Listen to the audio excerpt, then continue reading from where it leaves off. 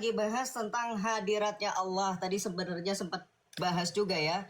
Keluaran 22 itu ya. Nanti kita bahas itu biar saya nggak lupa. Tapi saya bahas dulu satu persatu. Kamu tadi bilang Joseph ini bahas sesuatu seolah-olah pernah bahas Ibnu Arabi. Kamu yang nggak jujur. Coba kasih tahu kepada orang-orang Islammu yang kamu tipu-tipu itu, Ibnu Arabi itu ngajarin apa? Kamu sampai bilang ini ajaran pesantren, seolah-olah ini ajaran yang benar ya. Ibnu Arabi itu dihukumi sesat loh. Mengajarkan apa Wafi? Jujur. Wahdatul wujud. Jangan tepok-tepok, kamu jujur. Nanti jelaskan ya. Wahdatul wujudnya Ibnu Arabi itu apa? Jelaskan sama teman-teman Islam. Apakah itu sejalan dengan akidah Islam yang murni? Nih, saya putarkan. Sengaja saya mancing kamu. Kita dengarkan ini. Ya, mimpi ketemu Nabi. Dan ini yang dialami oleh Ibnu Arabi. Ibnu Arabi orang sesat. Ya, penganut wahdatul wujud, anggap makhluk sama dengan Tuhan, Tuhan sama dengan manusia, ya. Bersatu padu, tidak bisa dipisah-pisahkan. Makanya dia mengatakan di antara syairnya, al abdu rabbun wa rabbu abdun, ya laita syairi manil mukallaf. Kata dia, hamba adalah Tuhan, Tuhan adalah hamba. Kalau gitu siapa yang disuruh untuk beribadah? Itu syairnya Ibnu Arabi bukan? Saya sudah pernah diskusi waktu itu sama Habib Fanan, sama anak pesantren, sama Ustadz. Kita sudah sepakat nggak mau bahas Ibnu Arabi saking malunya mereka. Kamu bahas di sini, bagus. Good ya, Ibnu Arabi itu sesat. Coba yang salafi yang nonton lagi di roomnya kamu, coba apakah mereka tidak panas akan mengatakan kamu ahlul bid'ah karena mengutip itu. Tapi nggak apa-apa ya, itu urusan kamu dengan Islam. Itu konsep ketuhanan dalam Islam sebegitu berantakannya. Tidak ada otoritas. Mereka tidak tahu bagaimana Allah itu. Mereka tidak bisa mendefinisikan bagaimana Allah itu. Sementara kita di dalam. Kamu tadi mengatakan Yesus secara visual. Galatia 3 ayat 1 bahkan Rasul Paulus mengatakan Yesus Kristus yang telah dilukiskan dengan terang. Kamu tidak mengerti pemaknaan ekaristi. Kamu bilang katanya selfie sama Yesus secara visual. Kamu bilang katanya ini konsep yang dipaksa. Bukankah kamu yang memaksa dari tadi? Memaksa bahwa Yesus harus dilihat dengan mata kepala.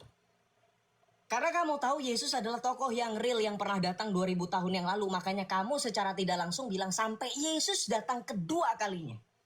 Kenapa bukan Allahmu saja yang ditanyakan? Kenapa Allahmu tidak terlihat? Kau bahas dalam mazhab Asy'ari. Kami membahas dalam permasalahan ru'yatullah ini sebagai yang mungkin. Fimungkinat dan seterusnya. Ini mungkin loh. Bisa iya bisa tidak. Yang menentukan siapa? Tuhanmu. Tuhanmu bisa menjawab kamu nggak sekarang? Nggak bisa. Makanya ulamamu itu apakah ada guna? Enggak, termasuk kamu. Apakah kamu bisa menjelaskan bagaimana Allah itu eksistensinya? Tidak bisa. Karena tadi di awal, kalau kamu pernah mengingat perkataanmu, kamu telah mengutip hadis. Memikirkan zat Allah saja manusia tidak akan mampu. Ya sudah, kita ngapain? Zat Allahmu tidak dapat dipikirkan, terus kamu membicarakan apa? Membahas tentang tasawuf, saya sudah membahas itu dengan orang-orang tasawuf. Saya sudah tahu, gak usah kamu sok tahu. Bukan saya juga sok tahu, tidak. Tapi jangan merendahkan orang. Dan tolong, ini bukan ruang konseling ya. Jangan nasihatin saya segala macam yang harusnya kamu nasihat itu sesama muslim kamu. Oke? Nah, kemudian yang tadi saya ingin bawa balik lagi mengenai mukjizat ekaristi. Nggak paham-paham ya mukjizat ekaristi ya? Mukjizat ekaristi itu terjadi karena adanya penelitian secara ilmiah. Ekaristi, Yesus hadir. Kemudian kamu bawakan lagi Matius 19 ayat 12 di mana ada 2-3 orang berkumpul demi namaku. Ini seperti dalam ayat Al-Qur'an. Jangan kebalik. Jangan kebalik. Ayat Al-Qur'an yang mengutip perkataan Yesus. Ada mana ada lebih dahulu perkataan Yesus atau Qur'anmu? Yang baru dikanon oleh di zaman dari mulai zamannya Khalifah Utsman bin Affan dan seterusnya. Ada di mana? Yang pertama duluan yang mana? Jangan kebalik-balik narasinya, jangan bikin misinformasi ya. Adanya perkataan Yesus dulu baru Al-Qur'an. Jadi jangan dibalik-balik. Kemudian saya sekali lagi mengulangi. Yesus itu menampakkan diri kepada orang-orang kudus. Ya, Santa Margaret Maria Alacoque itu sudah diverifikasi oleh ilmiah. Dikanonisasi oleh Vatikan. Itu sekali lagi bukan masalah khurafat. Beda dengan Islam.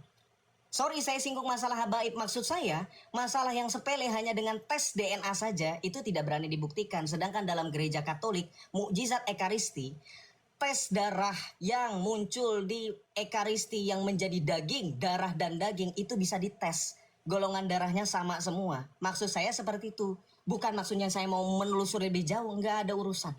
Ya, sekali lagi ketuhanan Yesus itu tidak terbantahkan. Ketika kamu membahas Injil Yohanes, kamu harus baca dalam sudut pandang orang Kristen.